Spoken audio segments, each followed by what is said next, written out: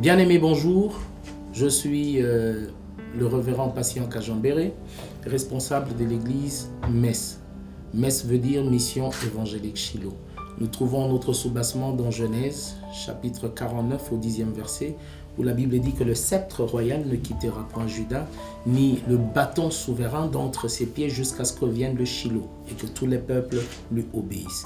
Et pour nous, le Shiloh n'est autre que Christ, Jésus-Christ.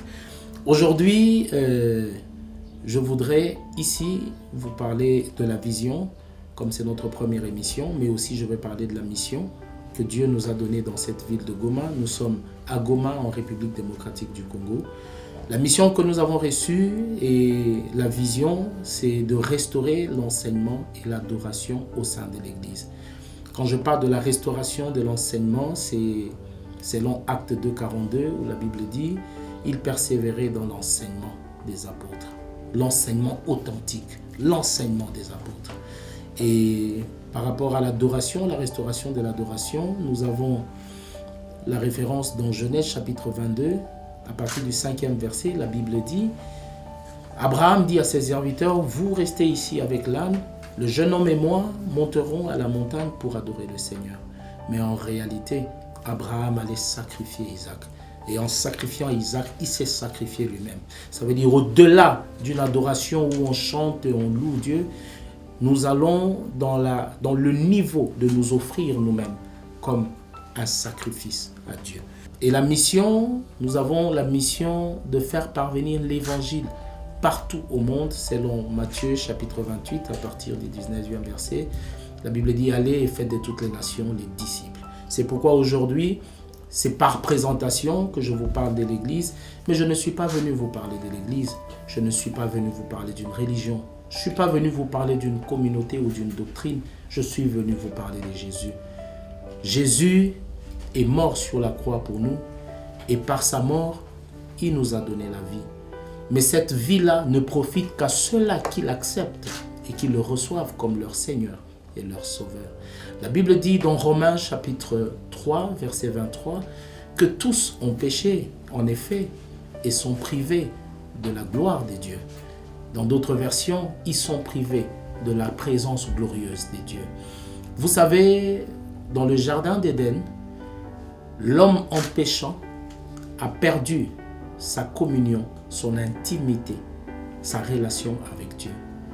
Mais ce qui est bien, c'est que Dieu, dans sa souveraineté et dans son amour, avait un autre plan pour la restauration de l'intimité, de la communion et de la relation de l'homme avec lui, Jésus-Christ. La Bible dit, car Dieu a tant aimé le monde. Bien-aimé, Dieu t'a aimé quand tu ne pouvais pas le savoir.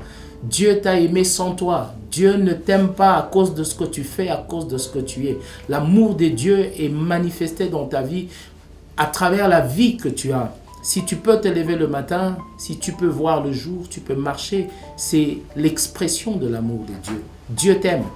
Mais le plus grand problème, c'est que Dieu veut qu'au-delà de son amour pour toi, que tu découvres les plans merveilleux qu'il a pour toi.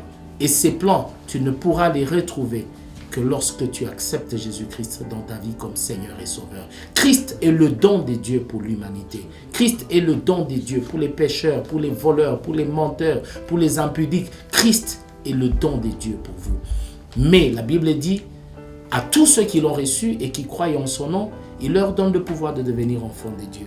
C'est pourquoi aujourd'hui je vous appelle à connaître Jésus, à recevoir Jésus dans votre vie comme votre Seigneur et votre Sauveur, afin que vous puissiez passer d'une vie ordinaire à une vie extraordinaire, afin que vous puissiez passer d'un homme ordinaire à un homme extraordinaire, que vous puissiez découvrir la pensée de Dieu, mais aussi les plans de Dieu pour votre vie. C'est pourquoi aujourd'hui, en ce moment, de là où vous êtes, dans votre chambre, au bureau, où que vous soyez, vous pouvez recevoir Jésus et rentrer dans la communion et dans la relation parfaite avec votre Dieu.